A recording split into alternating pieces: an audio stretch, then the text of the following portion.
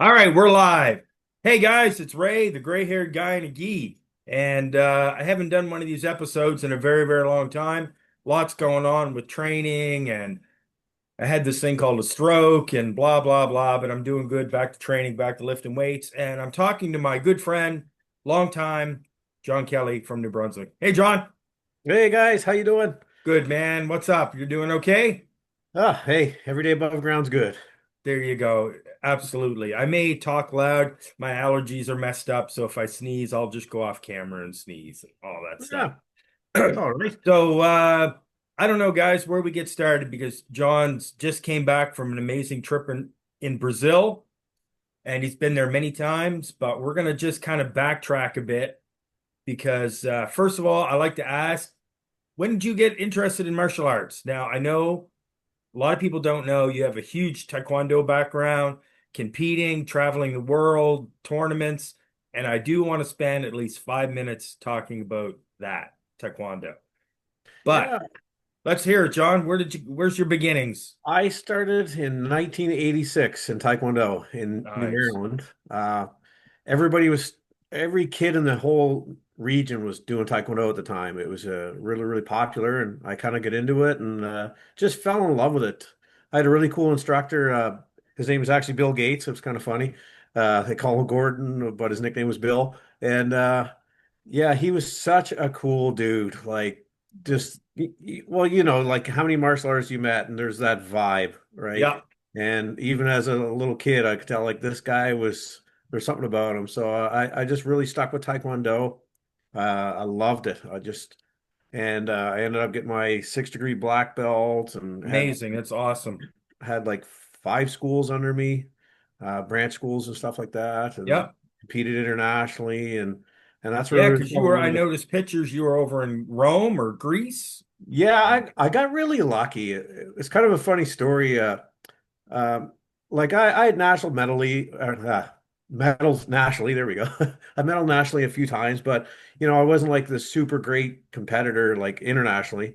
But they were doing a trip to Korea for the World Hanmadang or Muay Championship. So it's all like katas and board breaking and demonstrations and stuff. And so I made the national team. I got to go to Korea a couple times. Oh, And then amazing. next thing they're like, hey, we need somebody to go learn the referee course in Italy. And I was the highest ranked referee in New Brunswick. So they sent me to Italy, and then I got to coach in Aruba for the national junior team. So yeah, I Man. just been really lucky to get to travel to different places and meet different people and have a lot of great experiences through Taekwondo. And especially with I got to send a shout out to my Grandmaster Chung Soo Lee. He passed away quite a few years ago, but he's really the guy that taught me how to learn martial arts and enjoy it, and just he was like a second father to me, really. Sure, absolutely. So yeah, And no, I like think what a lot of people don't know, a lot of newer martial artists, no offense to those newer martial artists, people that been maybe not training before the 2000s and stuff. Back when you were training, I know because I just know the history, Taekwondo was a lot different. And Taekwondo is what Brazilian Jiu-Jitsu is now. It was very popular, but it was very hardcore, like yeah, hardcore training, yeah. hardcore It's just sparring. the Olympics. I don't want to say ruins martial arts, but like the same. I hear my old judo friends complain about what the Olympics did to judo. And it did the same thing to Taekwondo. Like Right. there were some tough, bad old dudes like Oh back in the yeah. day from Taekwondo. Like there's some guys you just wouldn't want to mess with.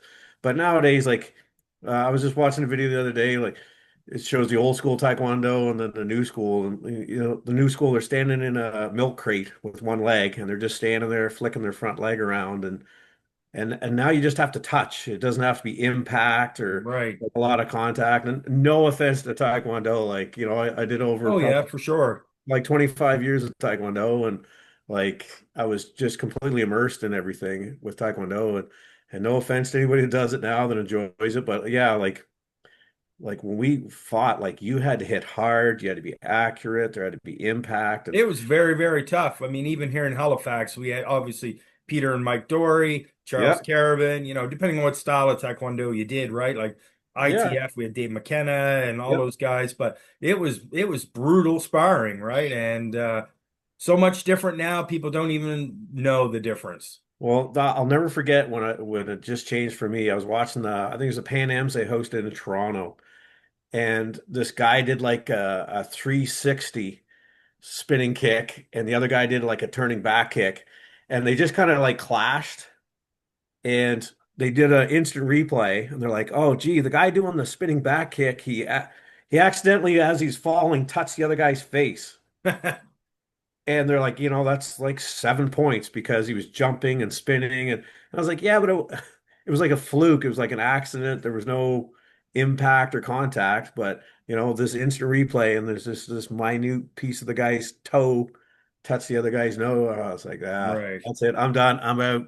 And again, no right. offense to anybody doing Taekwondo. But yeah, Okay. it changed too much for me. Well, before we move on, and not to get political, so you would agree Taekwondo is different now than it was when you did it. 100%. Like I remember people getting broken arms and Yep, knocked out, and I'm not advocating for people getting knocked out, but like there was always that threat, that danger, right? Of like because it was real combat. absolutely. I'll never forget. I think we were in Montreal, and one of Charlie Carabin's students was fighting and against one of Master Lee's guys, and he got hit with a 360 kick to the arm, and the guy just turned and went, "We gotta go." We gotta go. And the guy, what? What's going on? He's like, my arm's broke. We gotta go. Like busted, like from a blocked kick. Like, so, Yeah, you know, you imagine if that had hit the head, like the effectiveness back then, the impact, yeah. So anyway, yeah, yeah. I've, and people Well, don't like change, and especially martial yeah. arts. We don't like change. We like the tradition, right? So, Exactly. No, I totally agree with you. And, I'll change the topic, but I mean, obviously, martial arts, they're all great. They're all fantastic, but there's been so much development and changes that, a lot of people who are newer to it may not realize, the history of it, right? right. And so, speaking of history, if I remember correctly, how I first met you, we were at a BJJ seminar. If I'm correct, you can correct me.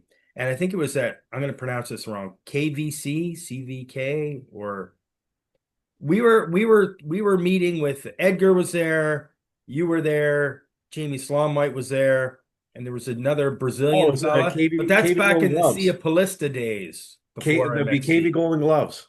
That's it right there. KV Golden Gloves. Yeah, that was Yes. Tim Hayes' boxing gym out in KV. Yes. Right. And it would have been around, I don't know, in the 2000s, like 2008, maybe 2009. Because Yeah. I remember, my club, Bushido Kai, we started Brazilian Jiu-Jitsu program thanks to Nathan Stevers, Yeah. who was a blue belt under Peter and Mike, of Titans. And he started a program. And then that program ran for a while. Nathan ended up moving to Bathurst. And then we were kind of not sure what we were doing. We were kind of independent. And then Jamie Slumwhite, a judo guy, Hmm. he's like, "Hey, there's this seminar taking place with this Edgar and the other fella that you mentioned. What was his name again? I can't even remember I the can't guy's name. remember. Anyway, and it's Yeah. in New Brunswick. And Hmm. me and Steve Greencorn were like, okay, I'm like, okay, Steve, we're gonna go. We're gonna introduce ourselves, and we're gonna try to join the family there. Hmm. And that's when me and you first met. And then Yeah. we met at a couple of MMA events in Moncton and all that stuff. But so Back in the day. back in the day.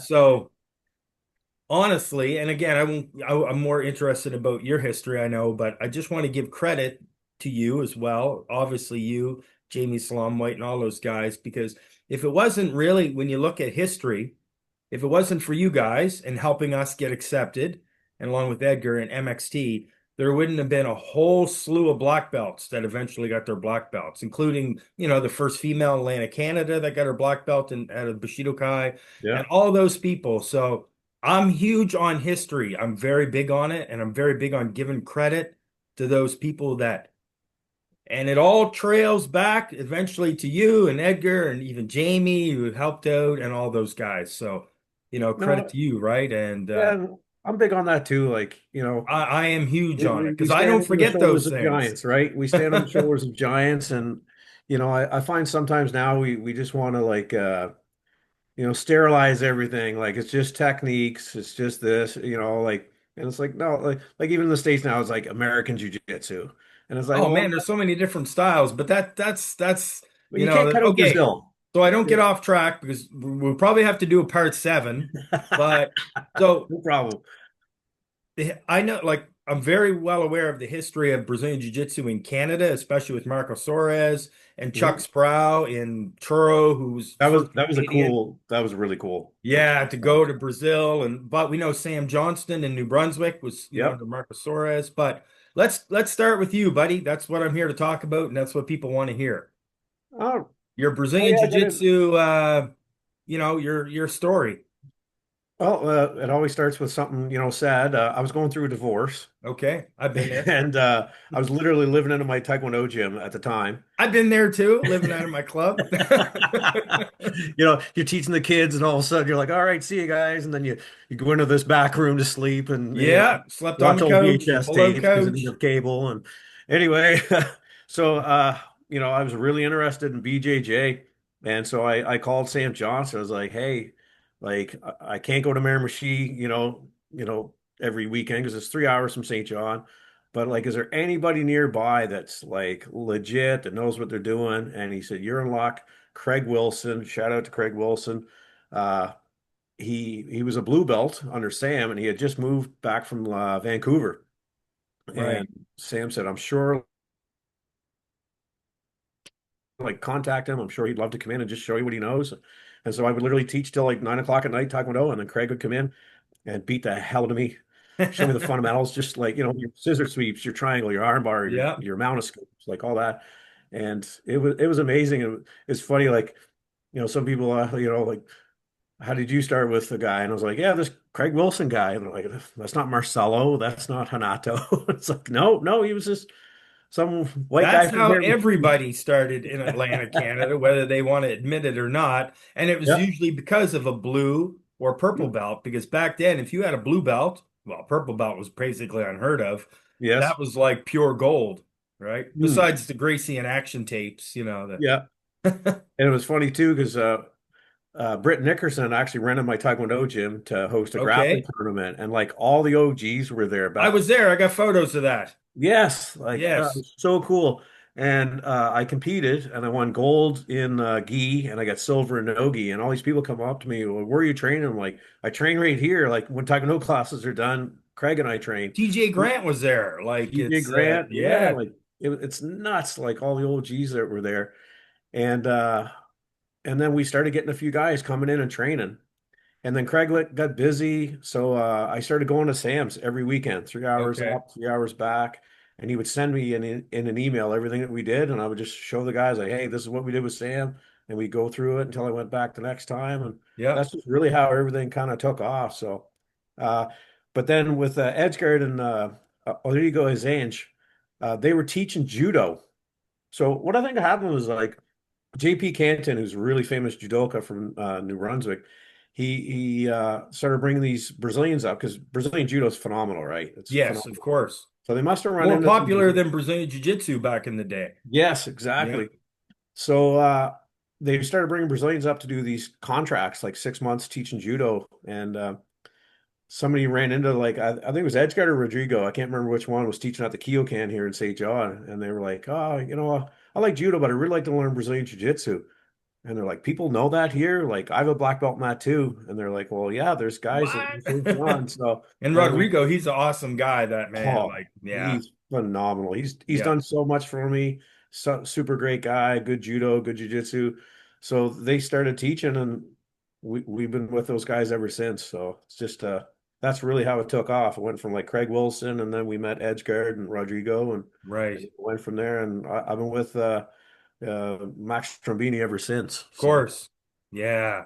Which again, we hosted him at Bushido Kai. Well, all those guys been at Bushido Kai, which I'm Yeah. very thankful for because obviously I'm just new to Brazilian Jiu-Jitsu, even though it was in my school, but I've really only been doing it the last 4.5 years, like Yep. all the time. And everybody always asks me, like, Ray, you had Brazilian Jiu-Jitsu in your school since the early mid 2000s. And I'm like, well, I was training other styles, right? Yeah. under Rob Doley, of course, Muay Thai, Jeet Kune Do, Filipino martial arts. Totally the man. Yeah. So those were really important to me and to learn and eventually get certified in. So I Yeah. didn't have enough time. But now focused on Brazilian Jiu-Jitsu and I love it.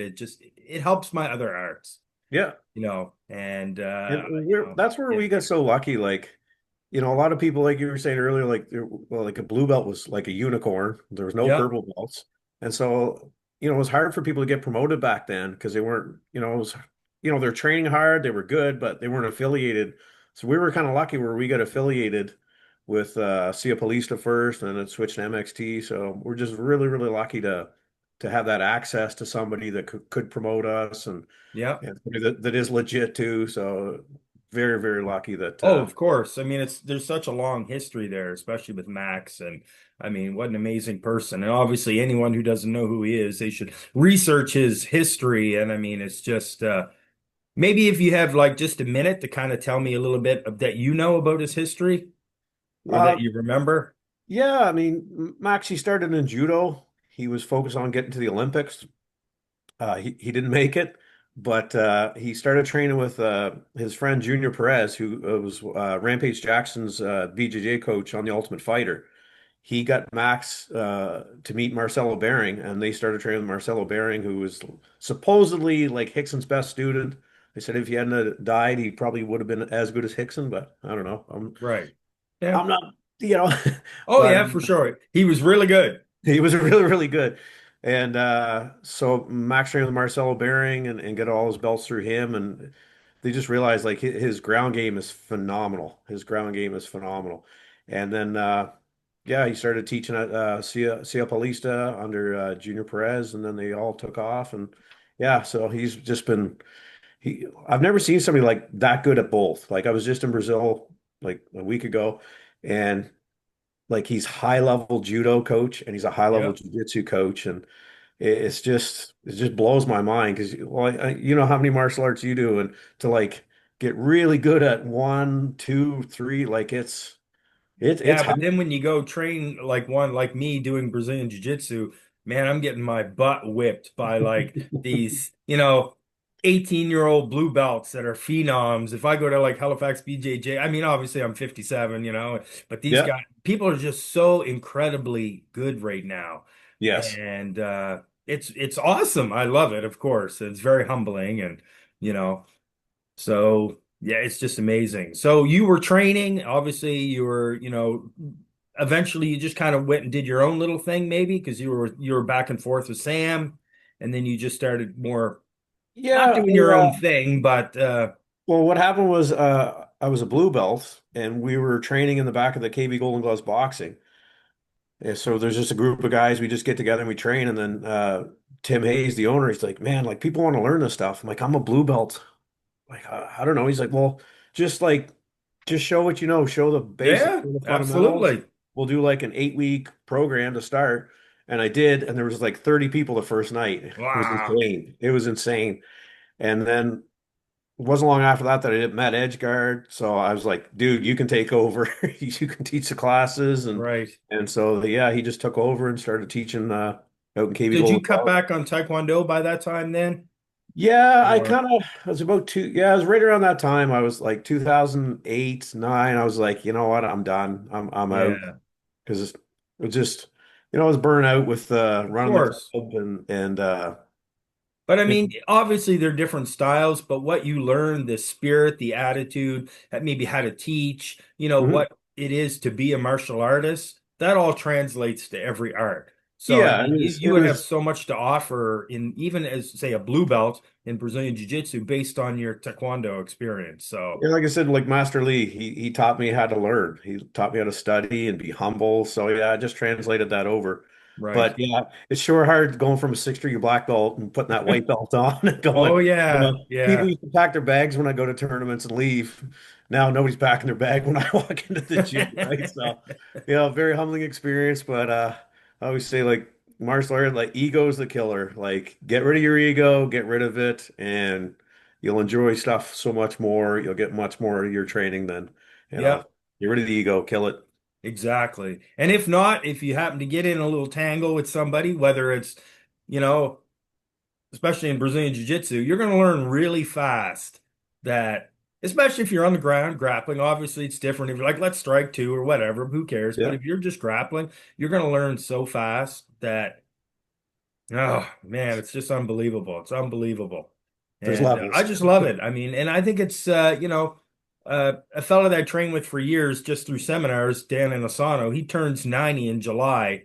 He's a Wow. third, besides all his other accomplishments, he's a third degree black belt under the Machados in Brazilian Hmm. Jiu-Jitsu. But he said he loves it because it's easy for him because easy isn't on his body, on his back. He can lay Yep. down, he can work technique, just train nice and easy. As we know, some Brazilian Jiu-Jitsu people get, they get the sore fingers or you get bad knees, but it all depends on how hard you're training. Yep. But No, I think yeah, it is one of the martial arts that you can really, there's longevity to it, right? Like, right. Taekwondo, you kick a few elbows, man, it's rough. Like, Sure. blow your knee out, your ankles, and judo's rough too. Like judo's really dependent on your partner. Like, Yes. You're you hoping they know, don't throw you really hard. yeah, or just even resisting your own throw, right? Right. Like it just takes that one person who's got that ego and they Yep. resist and you're just training and yeah, it's very dependent. Like I think BJJ, like even if somebody resists too much, like I don't think there's as much danger so much, to the body as judo or wrestling stuff like that. So I think we're really lucky. I think that's why judo's or jujitsu is so popular now. It's just you can do it longer, you can do it more often. Like Sure. That's it's not actually bad. another whole topic, how why Brazilian Jiu-Jitsu is more popular. Because I Hmm. have my own opinions. I'm sure you have yours and stuff. I Yep, mean, that's a whole topic it's in itself. And maybe we'll get into that shortly. But sure. so you've been to Brazil how many times now? I just finished my seventh trip. 7 trips. Yeah. Okay. Do me a favor, flashback to when you went the very first time. And you don't have to tell me the whole story, but I'd like to know basically how much of a shock it was to you, say culture shock, and all that stuff. Because, I I was trained telling some of my overseas a little students, bit and it was a culture shock to me when I trained in Poland. So, well, I was telling my students like I don't remember why I went down. Basically, my mother asked me, what do you want for Christmas? And I was like, you save air miles and you hate traveling. Can I have some free air miles? And she's like, yeah, go ahead. So I booked a trip to Brazil, got my visa, and then they did the post office strike. So my visa was like sitting in Montreal forever. oh, I got it like the day after it's supposed to fly, but they honored it anyway. And I don't remember what spurred it on, but it was scary as hell because I'd lost contact with Edgeguard. Edgeguard's supposed to pick me up, and I was like, "Oh, this is great. I have no idea. I'm going to land in Sao Paulo, Brazil. I have no idea." And I just had the address to the gym, and luckily he picked me up driving through Sao Paulo. And as soon as he pulled up the gym, he's like, "Grab your gear, your suitcase. There's a class now. Let's go." And so, yeah, a lot of kind of culture shock right in the beginning. But everybody's so friendly down there, and especially Max. Like, I was staying in he had a restaurant across the street, and on the second story, he had a little apartment. So at night, they would pull like the big metal gate down, and I'd yeah. be stuck in this building overnight. It's like, now, if there's a fire, I'm dead. But anyway, this is kind of cool. And yeah, I would basically get up in the morning, go down, go to morning classes, come back, have lunch, and then the or breakfast, and then the lunch crew would come in like, "Oh, you're from Canada, you're training. Come on, we're going to lunch class." And then go to lunch class, come back, eat again, and then all the nighttime guys would show up, and I'd literally go to like probably 5, 6 classes a day Wow. for the 10 days. But Wow. And I'm yeah. sure dealing with the heat and the change and, everything. And Oh, it was insane. It was like it's different, like it's super super different, super hot. But yeah, but I wanted to go see like how do they train? Like how is it different? Because I was lucky when I was in Taekwondo, I went to Korea twice and I got to train in some like high level gyms and it was like nice to you want to go to if you're in judo, you want to go back and train in the Kodokan in Japan. sure. Absolutely. You always want to go to the motherland or whatever and I Yeah. just want to see how different it is and so that was kind of the yeah, that first trip was a big eye opener. It was pretty How did cool. you find Brazil at that time? And now we'll ask about today, but I mean, how did you find back then Brazilian Jiu-Jitsu is different in Brazil as compared to, we'll just say Canada, maybe not all of North America, but Canada. Did you find a difference that you Yeah, can remember? yeah. I noticed like they're basically training for black belt back then. So like up here, like back then, okay, these are the rules for blue belt, and these are the rules for, the rounds are 5 minutes long for blue and whatever. Well, they would just basically train as if you're a black belt, like black belt rules, black belt rounds, like 10-minute rounds for rolls, or Right. yeah. So they're always like, you're going to be a black belt eventually, so why, you know, Yeah. like make sure when you go to the tournament, Might as well they just train full out. yeah, might as well just train full out, and yeah, it was super hard training all the time. It was good. Yeah. It was a good introduction. Yeah. Were they But very, was it very sport oriented? Because as we know, the transition with Brazilian Jiu-Jitsu from the traditional Brazilian Jiu-Jitsu, the more self-defense, and yeah. from the Helio Gracie, and on the other side, Carlos Gracie, he was more of a fighter, Mhm. wanted to compete more, and there was always a battle between the two styles. Mhm. But Well, that's what I find what I'm so lucky with Max is like he's everything. Like in our curriculum, we have self-defense techniques okay, and we have gi, no gi, MMA, like we have it all. And the judo techniques too are thrown in there. And it's just crazy. Like every once in a while you kind of get like, oh, Max, he's like an old-fashioned black belt or an OG. But then like I remember going out on the mats and it's like when worm guard was real popular, he'll come out and no, I know that too. And he'll show you techniques how to beat it, and then we go to Damian Maya's and we're doing no-gi.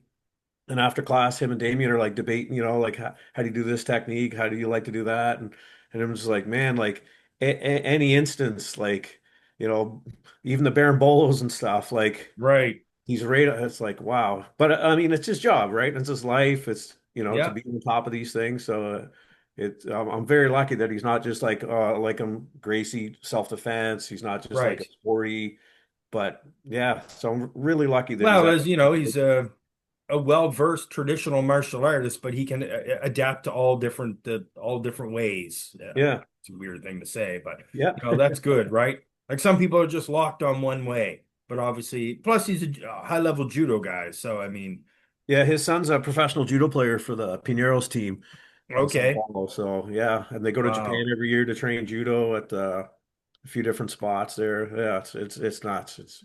I'm very very lucky. So every time you traveled to Brazil, obviously you had a great time. Obviously you learned so much. Did Yeah. you ever have any bad experiences or No, when I travel, I'm always prepared for hiccups, right? I'm always prepared for hiccups, anything that happens. So any problems I've ever had, it's just been in the travel. Like right? you're sitting in a airplane seat for 10 hours. You might as well be sitting in an electric chair because they're probably as Yeah, comfortable. But yeah, no, I've never really had a bad experience in Brazil. The only bad one I had was my plane from St. John was landing in Toronto and we were late. And I was like, I'm gonna run for the plane. They're like, you might make it, but your luggage won't. And I'm like, well, every day you lose, you're losing training. So I was like, I'm yeah. gonna run. And I literally ran all the way around to the other terminal, got into the gate, and they were like, no, you're too late. I'm like, the plane's there, let me go. And they're like, your luggage won't make it. I'm like, I don't care, like, because I'm assuming to be there the next day anyway. So what's a big deal? And they said, well, the ground crew's in charge. So if they close the door, you're screwed. The pilot can't say anything. And I said, well, let's try. And we ran down. I literally walked into the plane and they closed the door. But Right. unfortunately, my luggage was 3 days late. So, Oh, there you go. There you go. Wow. but So, is there still such thing as lucha libre or lucha libre in Brazil? The no rules fighting that was really popular back in the day when they compete against each other, and I there's didn't two really different see. camps. I haven't really seen any when I was down there. Like I've seen like the capoeira schools are still popular and stuff like Sure. that. Actually, one of the guys I stayed with, he had like a gym that was free for the kids, for like all the kids from the favela would come down, and he had Yep. capoeira and he had BJJ there. But yeah, no, I've never really looked into the luta libre. So, Sure. I just like, from a history standpoint. Other martial arts is kind of popular there at all? oh man, karate, taekwondo, judo, capoeira, BJJ, Kung Fu? Kung Fu. I haven't seen Kung Fu, but I guess Krav Maga is huge there too. Oh yeah, yeah, yeah. That's still around, still doing its Yeah, thing. yeah. But yeah, no, I mean BJJ, MMA is like, Of course, yeah. I compare MMA kind of like to what boxing was for the, inner city people up in in the United States. Like, you know, I remember one time when they did the Ultimate Fighter in Brazil and they get all the guys in the cage and they're like crying, like, if I win this, I'm buying my mom a house, like they're Wow. ready to get out of get out of poverty. So yeah, there's MMA's huge. It's hard to believe back, at one time, like even in the 70s and 80s, they say there was really not any group classes in Brazilian Jiu-Jitsu and it wasn't as, Hmm. as popular, but Yep. obviously it grew. And obviously after, November 1993, the first UFC, it kind of Yep. blew up from there. And then a lot of Brazilians came over to North America right away. Yep. But it's Well, some of just the that, guys were saying to me that like back in the day, like the jujitsu guys were kind of rough, like a lot of street fights and stuff like that. So, yeah, like in the early 90s, like judo was seen more as like a gentleman sport. yes, So a lot of the people that, weren't rough and tough and tumble and all that, they went to the judo side because jujitsu had a bad reputation, like all the street fights and the like the gym conflicts and stuff like that. But, nowadays it's, everybody does BJJ now. So sure. it's changed. And to me, I kind of compare it to like the judo. Like the jiu-jitsu kind of had a bad name. When Judo Kano started, so he kind of changed it to judo to, kind of appease. Because yeah, I guess some of the jiu-jitsu guys were kind of rough back in the Yeah, day. well, So, he knew it was dying out and he wanted to preserve it, right? So I yeah. mean, in 1882, is judo he invented judo. At age Mhm. 22, Yeah. and only doing Japanese jiu-jitsu for 4 years, and then two styles of Japanese jiu-jitsu, and then he came up with judo, which is amazing. Yeah, that's crazy. And the culture, of course, it's one thing that I know Renzo Gracie talks about a lot is, and other people talk about it's the Brazilian culture. Like if you do a traditional judo school, you Hmm. go, it's very pristine. You show up. If you're on time, you're late. You Hmm. bow, you fold your gi, you don't talk, you train, and that's Hmm. that's awesome. That's how I learned originally Japanese jiu-jitsu. It was awesome. Hmm. But the Brazilian culture is so easygoing, carefree. Hey, you show up late, you show up late, Yeah. train, whatever. And I think that really has an effect on people. Like some people like the military style, no Yeah. problem. Hmm. Like in Taekwondo, right? Very Yeah. rigid the way they Very train. strict. But I think that's really what's captivated a lot of people. Yeah, well, it just goes like people have lives, Yeah. and like yeah, when we go to Brazil and train, like yeah, like class starts at 6, but people might be there at 6:10, 6:15. They'll stay later, they'll answer the Yep. cell phone because work's calling, and it just yeah, just more a little more modern, and I don't think either way's bad or good. Like it's just yeah, to accommodate people like Sure. reality in modern times. So yeah, but it's funny too, like Max's gym is like off a a judo background too, right? So it is kind of strict too in some aspects, but Yep.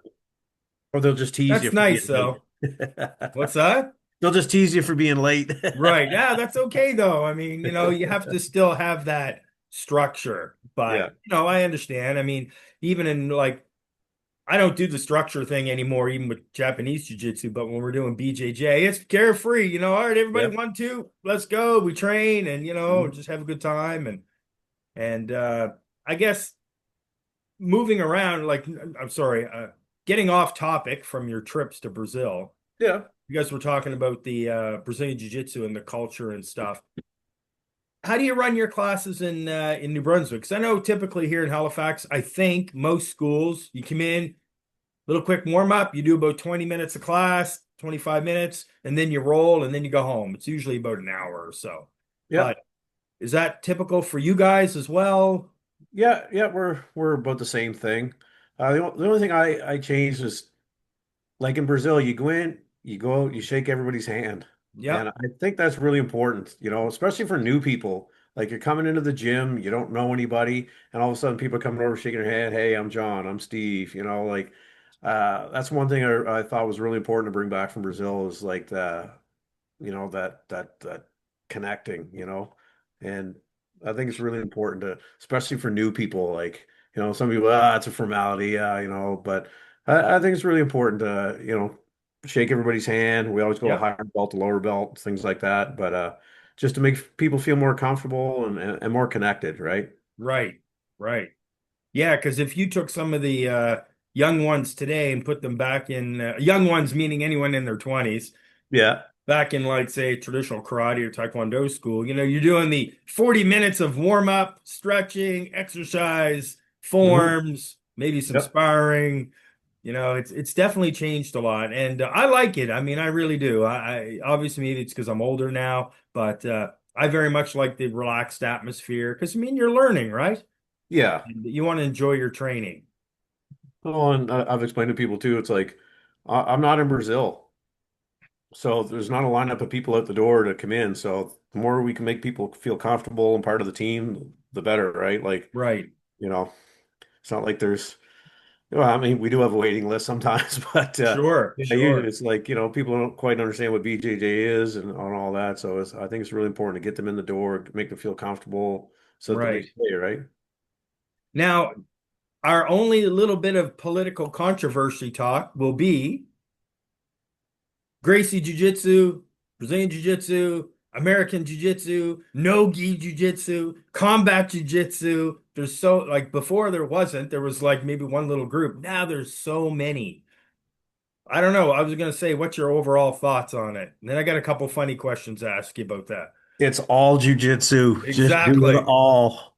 Especially as an instructor, like I don't like, and again, I'm not trying to like down on anybody else, but like as an instructor, like I don't want to just pigeonhole myself into one spot. Like to me, like I love gi, I love no gi. We used to do MMA rounds at the gym all the time because we had a Yeah. lot of MMA fighters. Uh, I've done the Hoist Gracie seminars, Hoyler Gracie. Like I like the self-defense, and to me, it's just like as an instructor, I don't want to like I'm only going to do gi, Right. and so anybody coming in, that's all they're going to do. Like I want to do it all so that Sure. expose people to, some people like no-gi. If you're a student, that's fine. If you're especially if you're a competitor, you want to be the best no-gi player, you want to be the best gi player, that's fine. But I think as an instructor, like I think it's really important to make sure that you can expose people to everything so that, Yeah. there's something for everybody. So That's yeah, I right. don't, Because it is a journey, right? I mean, you don't just take it for a couple years and yeah, you mastered it. I mean, it is as for most of us, or like you yeah. and myself, it's a lifelong pursuit, right? I mean, we know that, you hit a plateau and you think you're on top, and all of a sudden you're like, whoa, no, I'm not. I got so much more to go.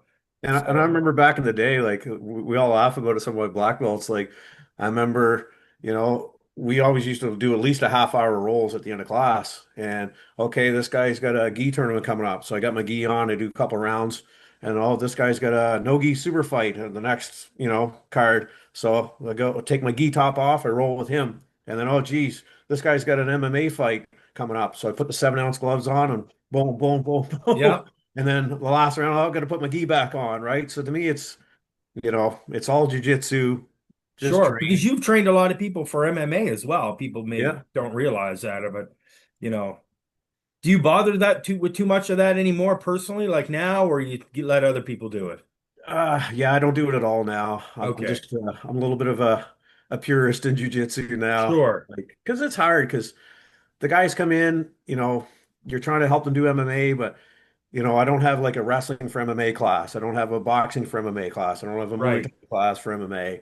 And so I just felt like a lot of the fighters are kind of disappointed. Like, Uh, and you have to be selfish for MMA. You got to get in, make your mark and get the hell out because you don't Yep. have, like MMA, like how long do you have? Like 5, 6 years Oh yeah. tops? It's very difficult even to work your way up through the ranks and get Yeah. recognized anywhere. And I It just found that like they were kind of disappointed because they're expecting the whole gym to just like, all right, we're gonna change everything so that you can, do your MMA career. And it's like, well, no, like we got bills to pay. We can't, well, yeah. I'm you not going to know. offend anybody when I say Yeah. MMA Like, fighters don't pay the bills. yeah. And what I mean And by that, so anybody watching this is not freaking out, but obviously if you're a big gym, a TriStar or yes. somewhere, you have people that are, Yeah. but locally on a very small level, even when I had Bushido Kai, we had like a team of fighters that were competing locally, but Yeah. half the time I'm like, okay, guys, I'll give you free training. Like, Yeah. and we'll try to bring people in, but it's Yeah. And I it's found tough. too, like, since they were disappointed, like sometimes they would not poison other people, but it was like, oh, like I wish we could do this, I wish we could do that. And other people that kind of want to do MMA but not compete, they're like, oh, this sucks. Like, I want to do more MMA. And it was like, we just can't change the whole gym for everybody else. Sure.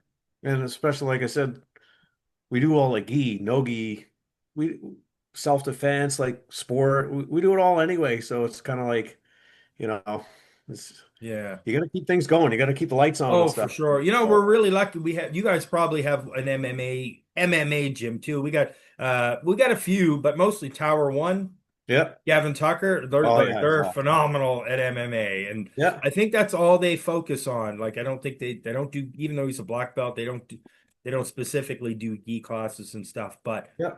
I mean that's the place to be. I mean, there's other clubs you can learn to and do some Mhm. MMA fights, but they're really way up there with what they're doing. Yeah, and see And when so. I did it, like the amateur rules were so good for BJJ that it was like, you know, I would teach them what I could for striking, but it was just basically get them to the ground and choke them out. Like, Yeah, yeah, the amateur rules really cater to BJJ, so you right. didn't have to. I mean, we still try to make the striking good, but yeah, it just catered to us anyway. Yeah. And not to dwell on MMA too much, but it does have quite a good history here in Atlantic, Canada. I mean, we had, you know, Extreme Cage Combat, now there's FLA, and you Yeah. guys had one in New Brunswick. Was it Elite? Elite one, yeah. Elite One, they were And around for a long time, and right? Cage Rage, the amateur one, yeah.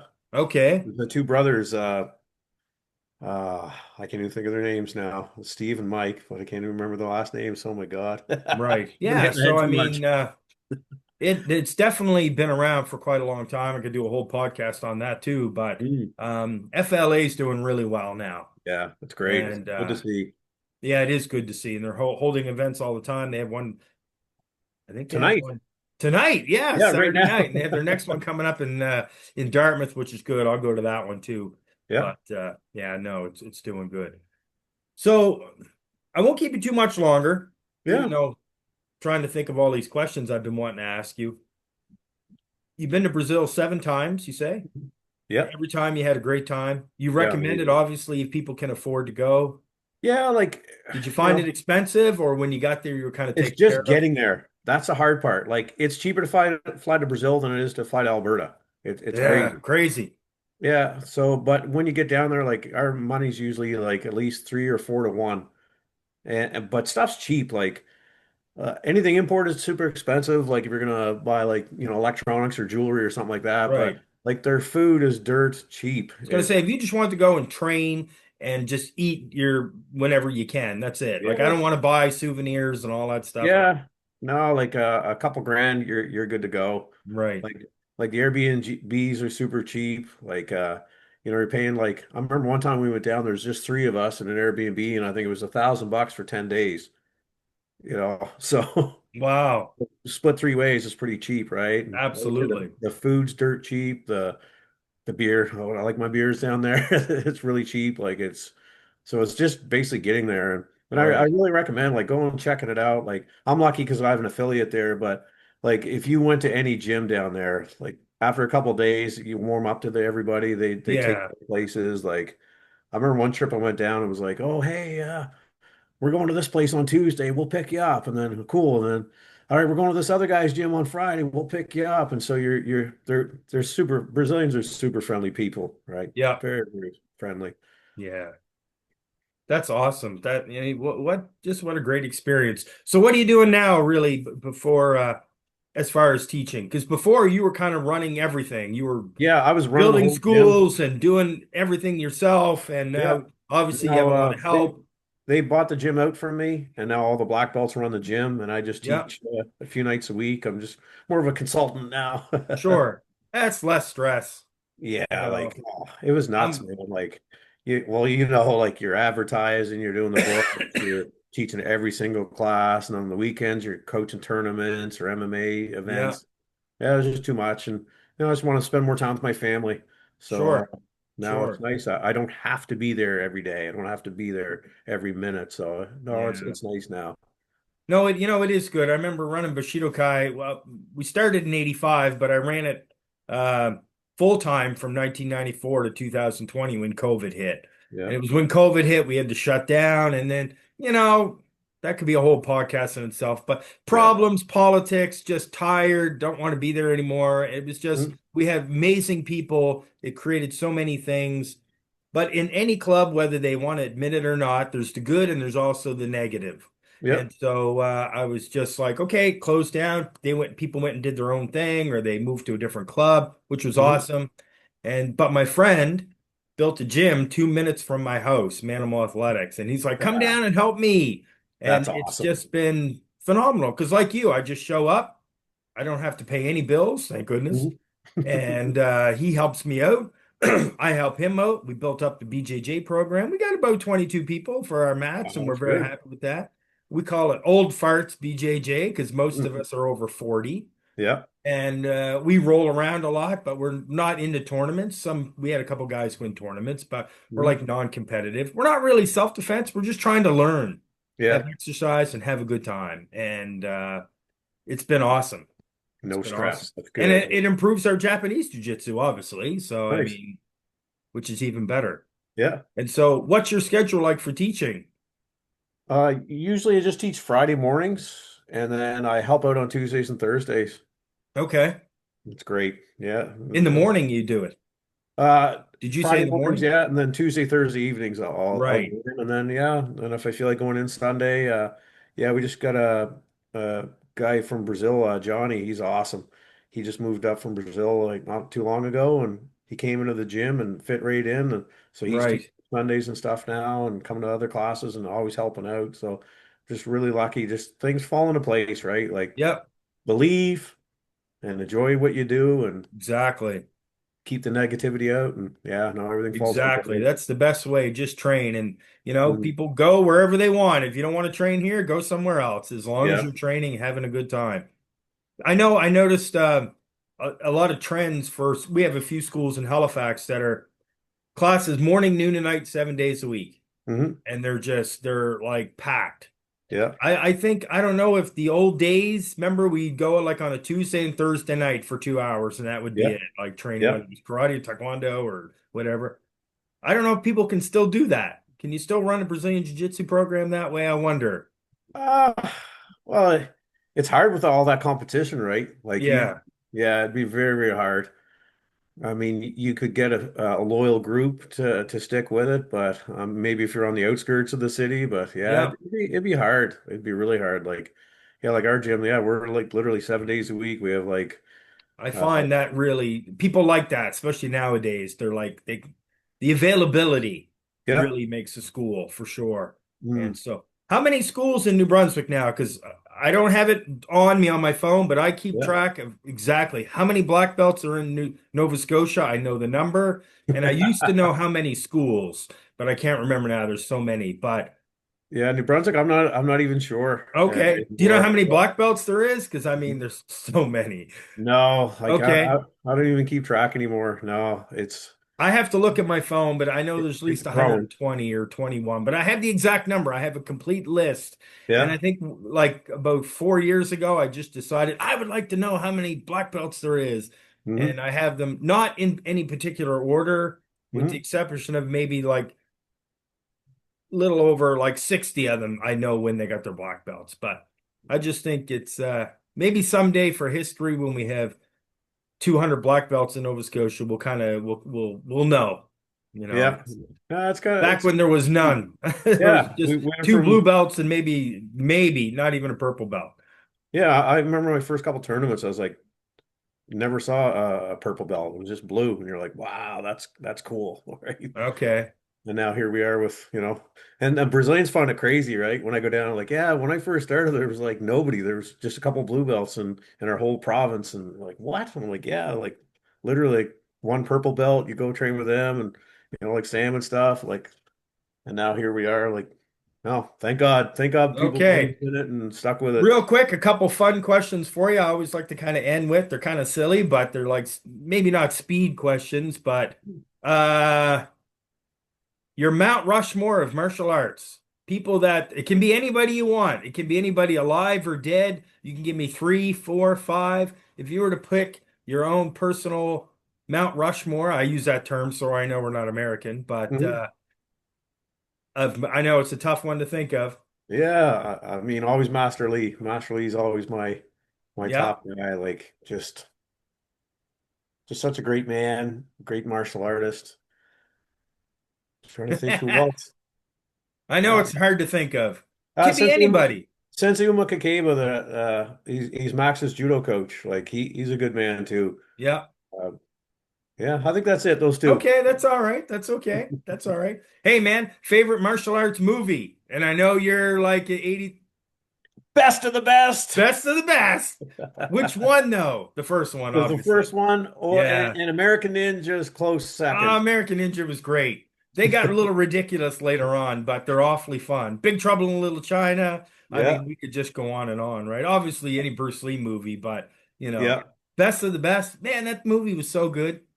yeah. The Crow too, kind of, Brandon Lee. The Not first one, Yeah, the not the first one that one. had Tito Ortiz in it. Don't even No, no, ask. no, He was in no. But yeah, it. yeah, I'll never forget. I went to Best of the Best in the theater, and there was only two of us in the whole theater. No way. I was like, man, this is insane. This is like the best I movie still ever. say it in my kids' class. A team is not a team unless you don't give a damn about each other. You just think of all the actors in that. Like, it's Oh my God. amazing. Yeah, It's exactly. so good. Eric Roberts, Sean Penn, or Chris Penn, someone, Chris I don't know, Penn, James Earl James Jones. Earl Jones, and I then even mean, like the real martial artists, like Heel Cho is in there, yes. the Koreans, June Trace Ree. Blue, Yeah, just I know. just It's amazing. crazy. Favorite martial art TV show that you Oh, can remember? Raven, Oh, Raven. Do you remember that one? I barely remember. Do you remember The Master with Lee Van Cleef? Yes, It was yeah. a ninja one because I was a huge ninja nerd, big time. Oh, And and the Last Electric Night with oh, what's his name? He's a junior, Taekwondo kid. oh, Ernie Reyes Jr. Yes, yeah, yeah. He did Yeah. like the Last Electric Night. Okay, but he was in one thing called Sidekicks. It was well, that's a Well, movie. yeah, that Side. was it. That was it. Yeah, Okay, because it and was yeah, Sidekicks, Chuck Norris movie. no, Remember, yeah, there no, was a this movie one was a called TV Sidekicks show. with Chuck Norris in it. And actually, I just watched it like 2 weeks ago. And it was actually really, really good. It's a That good Ernie movie Reyes for you Jr. to is put funny together. though. He go into an alleyway and these thugs are like pull like perfect pine boards out of the garbage can and like he break them. Like it was awesome. It was so great. Any martial arts video games, or you don't bother with video games No, or I don't video play. games? No, I'm too old for video games. There's too many I buttons. still play video games all the time. I love it. No way. I'm Yeah, just used to the Battlefield, Atari with Battlefield one button. 6 keeps me good. Yeah. Any martial arts fight scenes that you remember? Fight I scenes. know. I love asking these questions. They're just different. Trying to think. That's okay. I want to look up that one that they were talking about with Van Damme where he's in the white suit. I forget what movie it's from. I want to watch that though. It's like White one of his suit. earlier. They said it was a really good one. And then There the other was one one that is he was. Sorry, go ahead. and then what was it? Enter the Ninja had that great fight scene at the end there on the rooftop. Oh, no, that was Revenge of the Ninja. Revenge of the That Ninja. was one of Sorry. my favorite movies. I've seen that movie over 600 times. Like, I That's swear to probably my God. favorite fight scene then. But It, yeah, the, they're always talking about yeah, the Salt scene Lake with City, Utah, on top of the building there. Don't even yeah. get me started. I'll just ramble on about it. But But real there's quick, one about Van Damme. It's supposedly really, really good. I forget the name of the movie. okay, when you said Van Damme in a white suit, he Yeah. was his first movie was done in France, but he did another movie called No Retreat, No Surrender. I think that's it. Yeah, he played a Russian guy. Yeah. Okay. But real quick, this is movie stuff. He Hmm. was in a movie with the guy who was in Revenge of the Ninja, Sho Kosugi. Right. And they were in a movie called Black Eagle, and it was terrible. But anyway, Van Damme was the bad guy, secret agent. Sho Yeah. Kosugi was a good guy, secret agent. But anyway, but here's what happened. This would have been like early 80s, maybe 80s. I don't know. I'll say 85, but I'll have to look it up. It's on Mhm. Google, obviously, when the movie came out. I can't remember. Yeah. But that movie, when it came out on VHS, it was at a video store here in Dartmouth. So in our city, for those who don't know what I'm talking about. And Sho Kosugi came to the video store. What? They had him there. as like the promotion for this movie. And I didn't find out until like 5 days later. Remember correctly, I was working at a Needs, but back then it was called Green Gables. I don't know if you remember Yeah. Green Gables Corner Store. And I Yeah. was working in there and I think I was working or I was walking. I'm sure I was working. Anyway, I saw that he was there. And to this day, 2026, I'm devastated that I didn't know that he was in my city. I'm heartbroken. Okay, I have a funny story too, then, kind of along the same line. So, my wife's from Brookfield, Nova Scotia. Okay. And when I first met her, we were going down to a wedding, I think in Truro. And at the same time, I didn't really know George St. Pierre was teaching at a seminar. Yeah, in Truro. Yeah. And Yeah, well, I never let my wife live it down. I was like, man, I missed George St. Pierre I know. for a wedding.